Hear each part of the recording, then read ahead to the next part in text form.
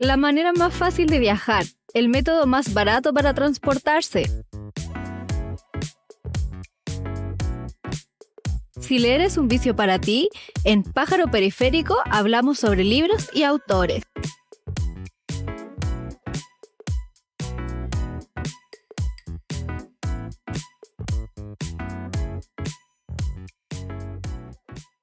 Hola, hola, ¿cómo están? Bienvenidos a un nuevo episodio de este podcast llamado Pájaro Periférico. Les habla Lorena Huerta, como siempre. El día de hoy me acompaña un autor nuevo, el autor de Noches de Medianoche, Álvaro Blake. ¿Cómo estás? Hola, muy bien, ¿y tú? Bien. Yo hace tiempo venía siguiéndote la pista. ¿Tú has publicado libros antes? Sí, Y vos publicaste un libro con los libros de La Mujer Rota y también otro con Planeta. sí.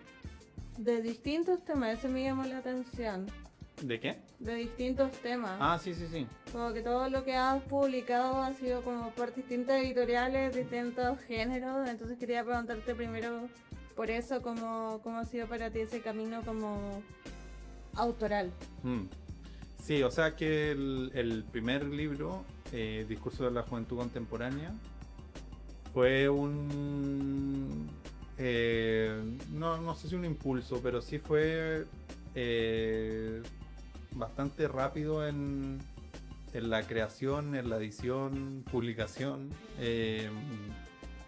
y de alguna manera yo no sabía muy bien, o sea, entendía obviamente lo que estaba haciendo, pero yo era bastante ajeno al mundo del libro hasta ese momento, entonces tampoco tenía una idea muy clara de cómo tenía que ser una carrera literaria o autoral, y que creo que eso de alguna manera le dio cierta como frescura quizás al libro también, como sin muchas pretensiones y siendo quizás honesto en la propuesta y en la escritura misma. O sea, no digo que hayan libros que no sean honestos, sino que fue sin tanta reflexión ni pensar mucho en consecuencias.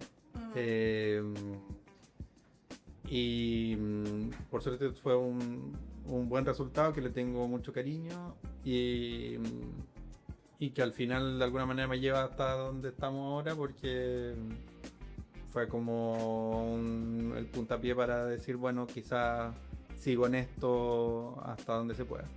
Claro, y también era muy joven. ¿Qué edad tenías cuando lo publicaste? Tenía 24 años. Sí, era súper joven. Sí. Y también la editorial, los libros de La Mujer Rota. Estaba empezando. Sí, pues fuiste uno de los primeros de su catálogo.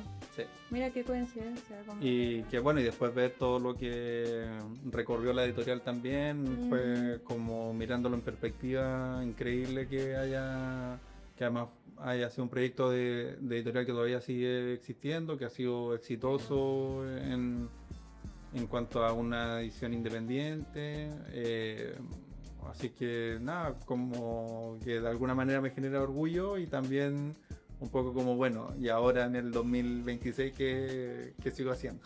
Sí, pues los dos como que estaban partiendo de algún modo como editorial y autor. Sí.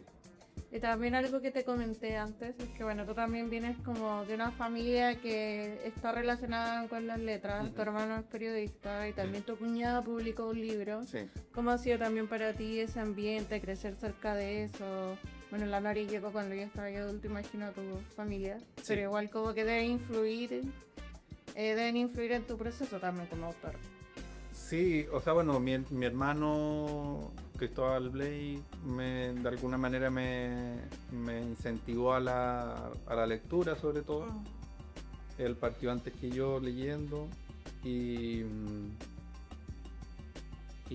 me regalaba libros o me mostraba lecturas y a partir de ahí me fui entusiasmando porque tenía un poco esa intención creativa, digamos, a un nivel muy general, incluso como lúdica, de estar jugando y creando cosas en la casa. Y yo sentía, se me hacía cómodo, me gustaba que esa creación fuera a partir de la escritura porque era más no sé, como empezar a pensar ficción o incluso tuve algunos intentos de cómics.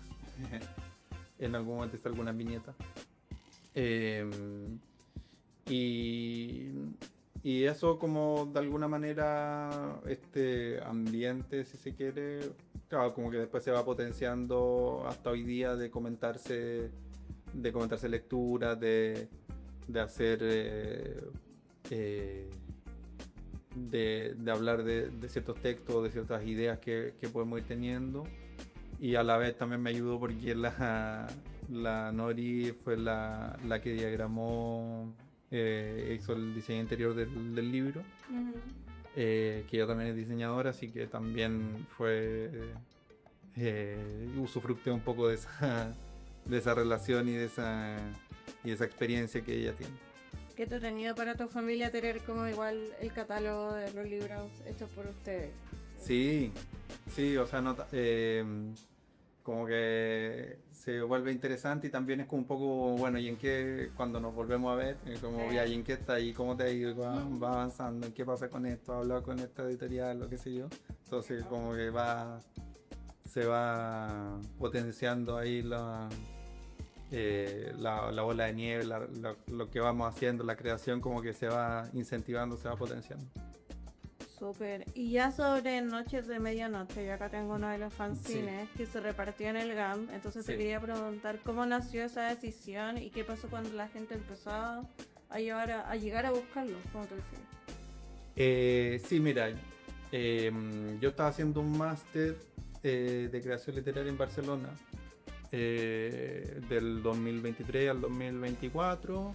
Volví junto con mi señora, volvimos a Santiago a fines del 2024 y a comienzos del año pasado, 2025, yo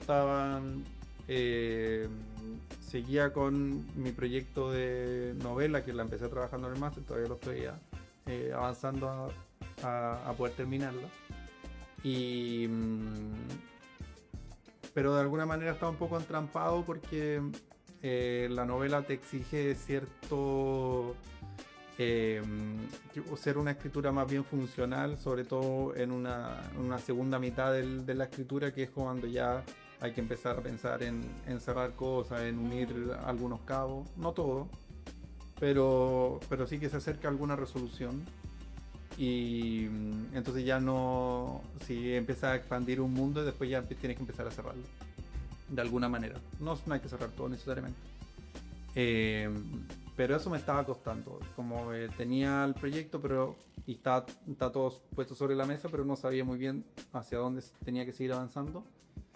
Y se me hizo como necesario, casi urgente, como escribir algo que fuera totalmente ajeno a eso. Y tenía la idea de escribir algo que apostara 100% al humor.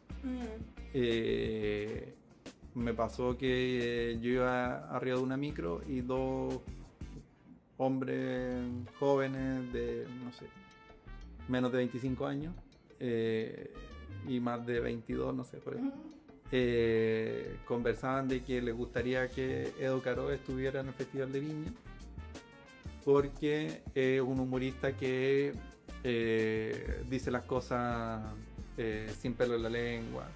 Esto antes de que estuviera en Viña. Claro, o sea, creo que ya había estado, Sí. no sé, creo que estuvo el año pasado. Sí, ¿Puede hace ser? poco.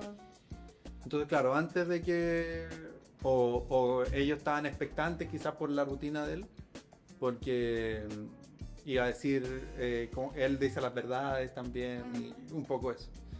La verdad en cuanto a que, no sé, cosas políticas, sociales, etc. Como ese humor que también va reflejando un poco problemas y algunas situaciones del poder. Y me pareció interesante esa reflexión porque yo pensaba, bueno, que está bien, está perfecto que exista ese humor, pero también yo pensaba como, bueno, a mí en general me gusta ese humor, pero me gusta más de repente cuando hay una expresión de humor como por el quizás solo hecho de hacer humor. O sea, solo buscando la comicidad o probando cosas sin ¿Crítica social tanto? o sea, sin tener un mensaje detrás, sin ser una herramienta para Claro. lograr algo, sino que sea solo el humor. Porque lo que se acusa hoy en día a veces a ciertos comediantes, pues, como que son... Yo creo que algo muy de Twitter, como esta persona es como... O no ha dicho nada sobre esto, Sí. o muy blanco, no. Claro. Claro, sí. Que yo siento que eso no está mal per se. O sea, obviamente el humor ha sido una herramienta históricamente que ataca al poder y al poder en varios sentidos, o sea, económico, político, etcétera. Y que está bien que así sea, y lo aplaudo y ojalá siga siendo así para siempre, digamos. Pero también hay una faceta del humor que a mí me fascina, que es como, bueno, de qué manera se puede generar humor, o cuáles son las cosas que nos van generando humor, porque es humor per se, digamos. Y sin tampoco pensar que el humor hoy en día, que no se puede hacer humor, porque también está Claro. ese otro lado como más reaccionario, digamos, de que dice que no, que hoy día no se puede hacer humor, que todo te cancelan por todo, etcétera. Y es como, bueno, también cómo se puede hacer humor sin burlarse y pasar a llevar minorías de distinto tipo. Entonces, como un poco en esa búsqueda se desarrolló el primer texto, y después estaba pensando, bueno, ¿qué hago con esta? Ya estaba hecho, estaba revisado, a mí me causaba gracia, que era lo que yo quería. Y después, bueno, era como empezar a pensar si se pudiera publicar en internet, si se pudiera publicar en alguna revista quizá, dónde se podía mover, y quizá un poco desactualizado o no tan al día de lo que está pasando en Chile después de haber vivido un tiempo en Barcelona. Decidí como experimentar hacerlo por mi cuenta.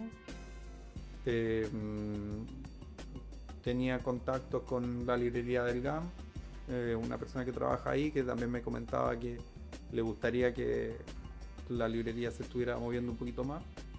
O sea, no es que no se mueva, sino que expandiera las propuestas que estaba teniendo, ir un paso más allá.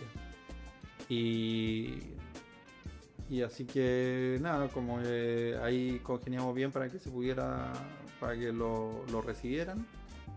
Y también, bueno, fue la decisión de que se entregara físicamente, porque salir un poquito de internet, salir un poco de lo digital, y me gustaba la idea de que los fanzines estuvieran moviéndose Claro, por la ciudad claro. de alguna manera. Sí, puede ser Ojo. también como objeto de colección. Claro. Y como quizá una idea un poco utópica de que el fanzine se iba a estar como recorriendo la ciudad a partir de que la gente lo pudiera sacar de la librería del campo. Entonces se juntaron estas cosas. Yo mismo lo diagramaba, mi hermano, otro hermano, Aníbal, que es artista, que es ilustrador también, le pedí que me pudiera hacer las portadas, o bueno, la primera portada en ese momento. Y así se lanzó, pero igual cuando ya lo lancé, el primero, ya tenía escrito el 2, el 3, el 2 y ya estaban en proceso de impresión también. O sea, ya lo estaba viendo que era algo que iba a tener por lo menos 3, 4 números, y yo quería que tenga lo más que se pueda. Igual también un proceso de aprendizaje de impresión, diagramación. Sí, claro, todo lo que maquetación. sí, es interesante también eso, como todo lo que implica, no sé, elegir el tipo de papel, conocer eso, Claro, como darse cuenta también de todo el trabajo que hay detrás, de que una persona que me lo editaba o me lo revisaba, después ir a diagramarlo para que pudiera funcionar, de que se abriera así, estuviera, después imprimirlo y alguien que lo cortara y lo corquiteara, después pasar a buscarlo y después que el fanzine en sí mismo estuviera en un lugar donde se pudiera distribuir, como todos esos pasos que igual son los que vive cualquier libro, digamos. Obviamente esto en una escala más chica, pero era interesante estar ahí pendiente y haciendo que pase cada uno de ellos. Es súper interesante aprender ese proceso. Sí. Y es sobre el contenido interior, el libro abre contigo, porque está como las dos dimensiones de ti como personaje quizás, Sí. y tú como autor. Sí. Entonces el libro parte como contigo subiéndote a un bar en tercera persona, así como Álvaro Blaze y su bar. Entonces te quería preguntar por esa estética de stand-up comedy que tiene, porque termina, bueno, parte con eso y cada fanzine o cada capítulo, si lo leen en el libro, termina con un buenas noches. Sí.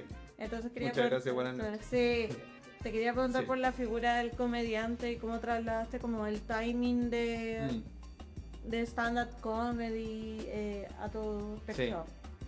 Sí, bueno, yo venía de estar consumiendo stand-up, más no lo he hecho tanto presencialmente, digamos. Sí, o sea, sí he visto varios stand-uperos en vivo, pero no soy un gran consumidor de stand-up de ir al comedy todos los fines de semana o toda la semana. Pero sí de consumir comedia en video, también extranjeros, etc. Y de alguna manera quise mezclar un poco una escritura que ya el proceso de escribir ya lleva algo un poco más literario, no tan oral como si el stand-up, o teatral incluso, cuando muchas veces el stand-up es una cara, ya es un chiste. Y aquí no podía trasladar eso, pensando en que se supone que todo lo que está escrito es que alguien lo está diciendo. Pero por otro lado tenía la gracia de que realmente está escrito y nadie está escuchando, ni nadie está expectante por reírse, ni esperando que lo hagan reír realmente. Entonces puedo decir ideas largas, quizá un poco más enrevesadas que un stand-up común. Tengo el espacio para hacerlo porque nadie me va a bifiar, ni va a ver tose, ni nadie me va a interpelar, ni nada, porque el lector me puede dejar tranquilo hasta que termine la idea sin interrumpir. Entonces juego un poco con eso y también, o sea, sin embargo, la propuesta igual estaba mediada por cómo funcionan los estándares, porque muchas veces juego con finales, incluso a veces una frase tiene un final sorpresivo que es muchas veces lo que hace el humor para hacer reír. Por ejemplo, hay uno de los números que empieza, me subí a la micro para ir a una entrevista de trabajo, me estaba esperando la persona en el asiento no sé cuánto, como que obviamente nadie se va a subir una micro, o sea, la gente que sube una micro para una reunión, la idea es que uno, voy a explicar el chiste que es fome hacerlo siempre, pero nada, va a ir en la micro, te va a bajar en alguna parte, en un café, y ahí te vas a juntar con la persona, no te vas a juntar con la persona arriba de la micro. Claro. Entonces después, a partir de eso, fue como, bueno, ¿qué tipo de personaje es el que te recibe arriba de una micro? O sea, ¿por qué alguien trabaja arriba de una micro? Y ahí, bueno, empecé a tirar del hilo y salió ese relato, que es uno de los más queridos para mí. Sí, y también tienes como harto, no sé si realismo mágico, pero hay un poco de eso, como lo mismo que tú explicabas ahora, como tener una reunión dentro de una micro, como un universo como medio bizarro, medio pensaba a los Simpsons, ¿no? Pero que dentro de todo está funciona. inmerso en la ciudad, digamos. Sí. y con cosas que creo yo que los lectores van a identificar y van a tener la idea de, no sé, hay citas como en bares, y esta vida en la micro, no sé, pero después ya como que se empieza a expandir y hay helicópteros y hay otras cosas. Sí. Y me pareció también interesante que, o sea, esa manera de narrar, jugar con la primera persona y después que, bueno, explorar, como el primer relato es muy inverosímil, después ya se podía explorar otros como niveles de inverosimilidad o inverosimilitud, no sé cómo se dirá. Pensando en que, bueno, ya sabemos que a esta persona le pasan cosas que no tienen sentido, pero quizás ir poniendo algunos contextos realistas para que de repente la gente diga, ya, pero a ver, quizás a Álvaro Ley le pasó algo un poquito, o de dónde agarró para que lo llevara a esto, y así empezar a jugar. Y después ya al final como un retrato, como quizá un metatexto sobre el mismo fanzine. Claro. Es como Relatos Salvajes también, o sea, esta película argentina, como yo lo veía un poco eso, como un relato realismo y como bizarro. Sí. Pero está interesante eso como de proponer tu propio nombre para la historia. Sí, o sea que bueno, he estado jugando un poco con eso. El libro en Planeta también tiene yo soy el protagonista y hay cosas también medias inverosímiles, o no sé si inverosímiles, pero ficción, evidentemente ficción, que pasan ahí en el libro. Y entonces como que me parece interesante ese juego de decir, no, pues sí, soy yo el que estoy aquí contándole lo que pasó, pero que están pasando cosas que no, imposible que me vaya a pasar, o que no sé, que mi gato me lave con un cepillo la espalda,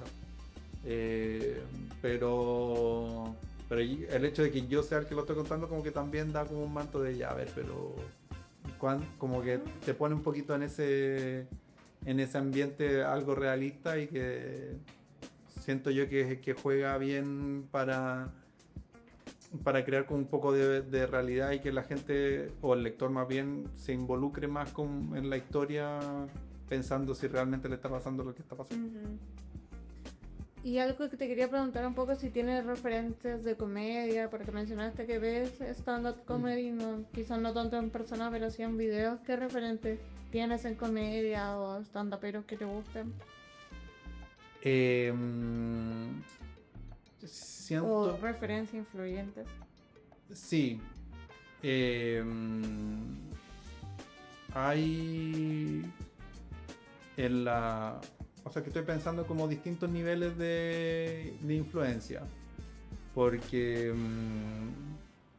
una serie que me marcó mucho, una serie audiovisual, digamos, es una que se llama Louis, que es de un comediante norteamericano que estaba funado y que después, bueno, estaba todo su catálogo en Netflix y le bajaron todo. Louis C.K. se llama, que tiene una serie que se llama Louis, y que bueno, ahí también juega un poco. De hecho, hay mucho de Louis en Noches de Medianoche, porque él hace de sí mismo, tipo Seinfeld, un comediante de stand-up que vive en Nueva York y hace de sí mismo, pero exagera mucho los puntos. O sea, en general es una serie de comedia, pero que es consciente de que lo que te está mostrando es ficción. Entonces exagera algunos puntos que a veces es una exageración fuerte, digamos, más extrema, y otras veces son más sutiles. En el primer capítulo tiene una cita que sale todo mal, y en un momento con la mujer que está teniendo la cita se aburre, se va caminando, toma un helicóptero que había estacionado como afuera de un café en la ventana de la ciudad, toma el helicóptero y el helicóptero se va volando, y no sé, casi que le hace como chao. Y obviamente eso no pasó en la realidad. Entonces es como, bueno, si en verdad te estoy presentando una producción audiovisual que yo puedo hacer lo que quiera, da lo mismo que sea real o no. Y así con otro, o sea, siempre tiene una hermana y cada vez que aparece la hermana es una actriz distinta, con distinta edad. Entonces también es como no está esa preocupación de continuidad y siento que mis textos tienen mucho de eso, porque si bien hay un par de guiños de cierta continuidad, en verdad no tiene ningún sentido. O sea, en algunos momentos vive fuera de Chile, después vuelve a estar en Chile, tiene una pareja, después no la tiene. O sea, no... le pasan demasiadas cosas, cada capítulo pasa una cosa totalmente distinta y hace algo totalmente distinto a lo que había hecho en la vez anterior. Entonces, como siento que esa serie hace una gran, incluso inconscientemente, ha sido una influencia muy grande. Y en cuanto a literatura, hay cierto... Quizá hay algunas cosas de Bolaño, puede ser, o sea, no sé, estaba pensando en literatura nazi en América, como cosas así, en el esfuerzo por hacer también como cosas inverosímiles, pero con el esfuerzo de hacerlo bien exhaustivo, o sea, ir a fondo al final. Claro. O sea, te voy a presentar una persona inverosímil, pero igual te voy a escribir toda su vida y qué hizo y las cosas que publicó en tales años, que también algo que lo encuentro en David Foster Wallace, que no necesariamente es comedia su propuesta, a mí me parece muy humorística, y porque también va a fondo o sea, te inventa un personaje algo lunático, y va a fondo con eso, y como esa exhaustividad de crear un personaje y de inventarle toda una vida hacia atrás de locura y de situaciones cómicas, de creando este personaje tan complejo con todos estos detalles cómicos. Se me hizo muy apasionante cuando lo leí, y que de alguna manera quería, no sé, quizás en algunas descripciones de personajes que no describo mucho, porque en una narración tipo stand-up no es muy descriptiva, pero sí como intentar, no sé, el personaje que trabaja en una micro, como intentar darle harta textura. Después estaba pensando en otro personaje de Noches. El de Excel. El del Excel, claro, el personaje que crea el Excel, o sea, que crea un grupo de WhatsApp a partir de un error de Excel. Me gustó mucho ese tía. Bueno. Claro, un error que no tiene sentido y que después se crea una comunidad, que es algo muy de ahora, como Sí. crear comunidades porque sí, de cualquier cosa. Y ese texto yo creo que es el que más te destaco, porque siento que uno es atemporal, porque hace 20 años atrás igual podría haber hecho un texto de Excel, Sí, y aparte se sigue usando hasta el día de hoy, se sigue fundamental usando como una en nuestra textura. sociedad.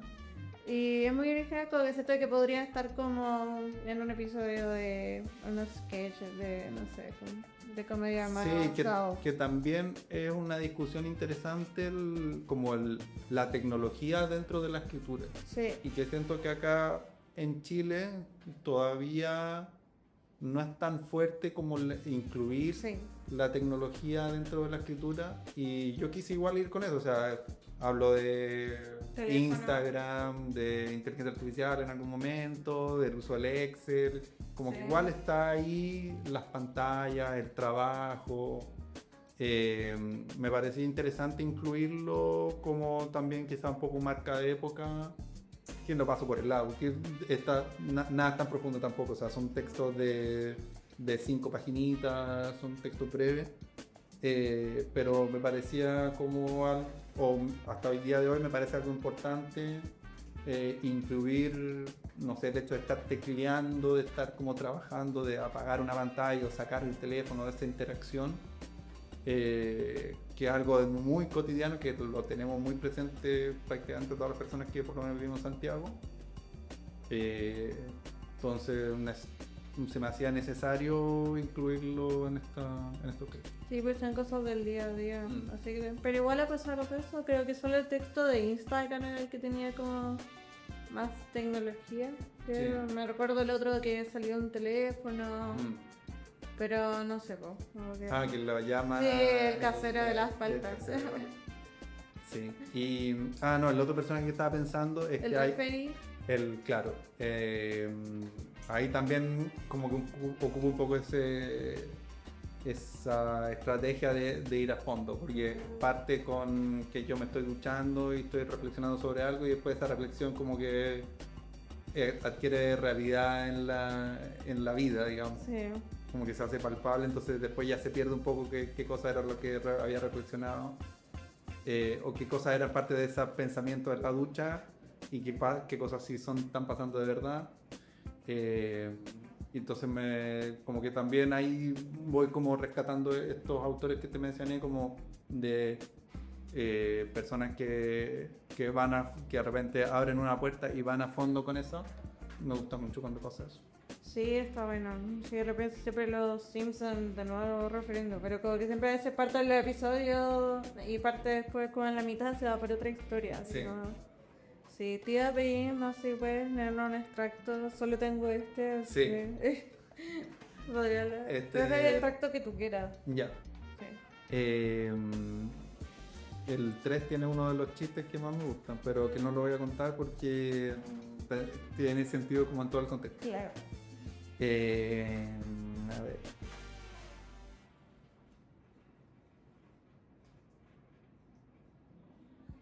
A ver.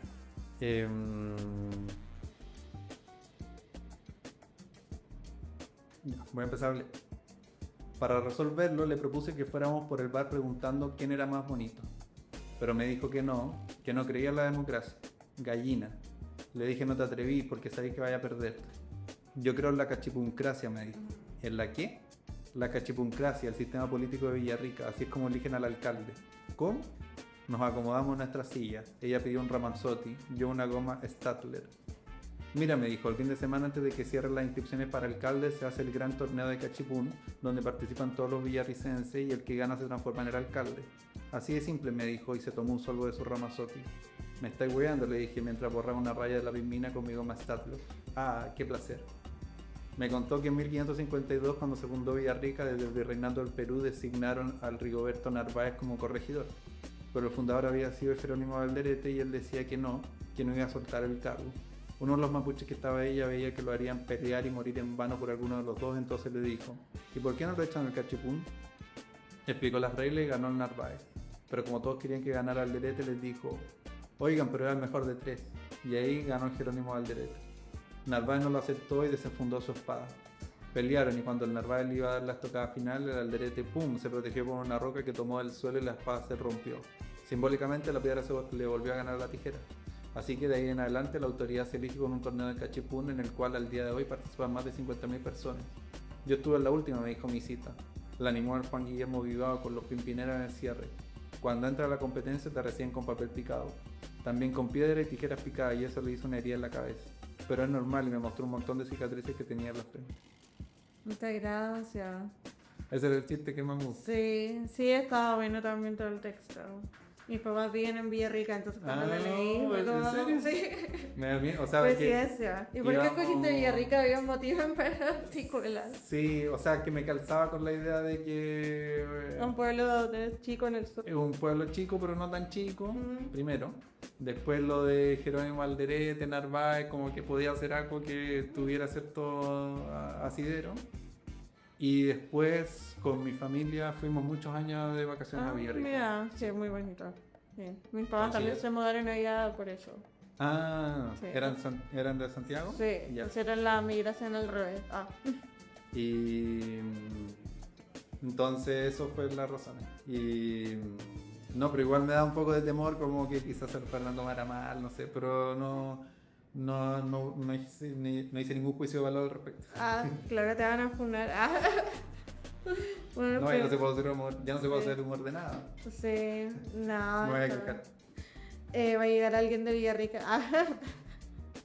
No, y también te iba a preguntar en qué estás ahora. Bueno, comentaste que estás ahí también en una novela, Sí. trabajando, ¿sigues trabajando en eso? Sí, estoy, pero no, estoy en ese proyecto intentando que llegue a buen puesto, pero no puedo prometer nada porque quizás Todavía estás sin plazo. todavía estoy en proceso de escritura, sí. Pero qué bueno que tuviste esa oportunidad igual de estudiar afuera. Sí, sí, no, fue muy, muy bueno. También como abrir contactos, abrir Sí, otras lecturas, autores que no conocía, compañeros que estaban un poco en la misma que yo, como en este proceso de intentar ser escritores, así que no, fue una muy bonita experiencia.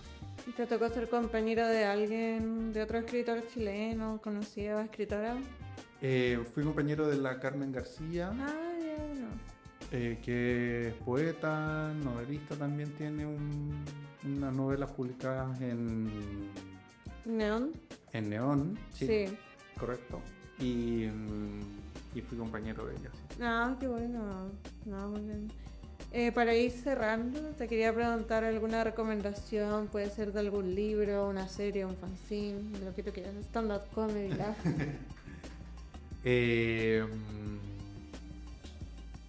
A ver, ¿qué puede ser?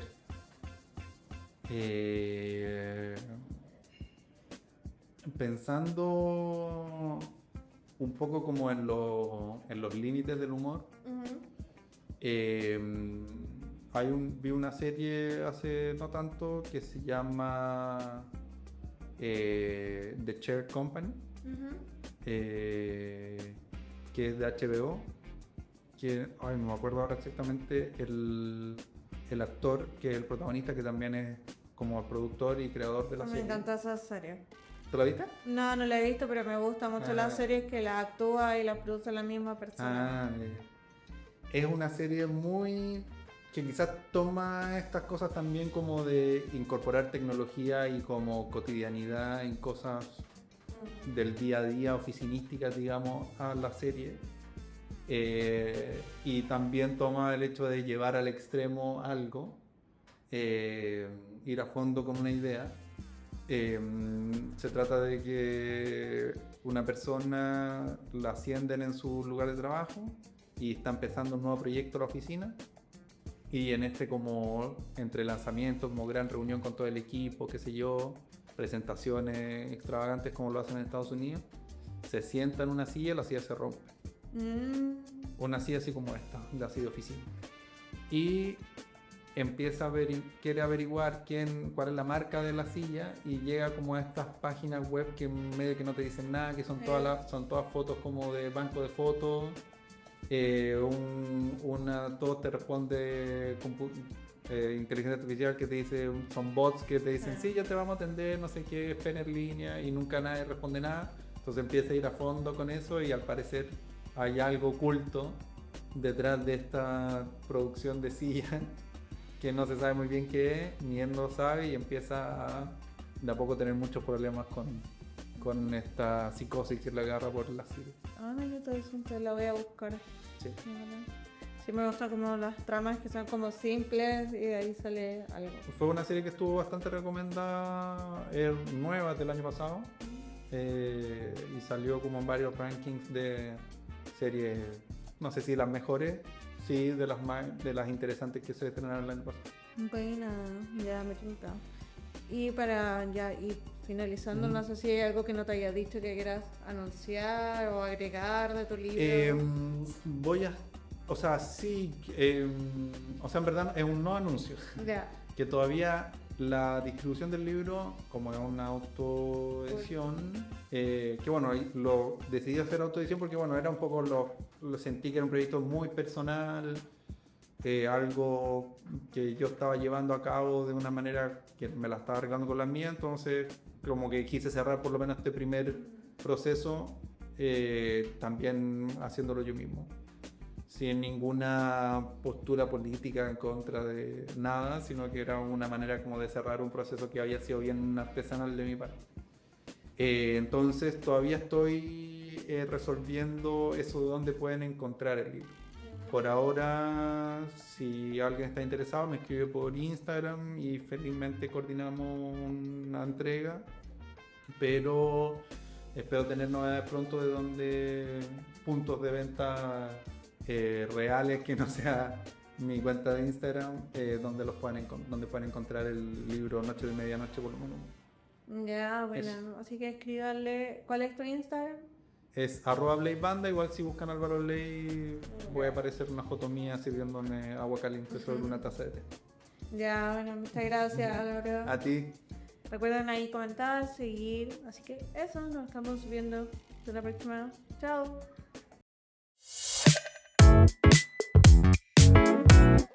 La manera más fácil de viajar, el método más barato para transportarse. Si leer es un vicio para ti, en Pájaro Periférico hablamos sobre libros y autores.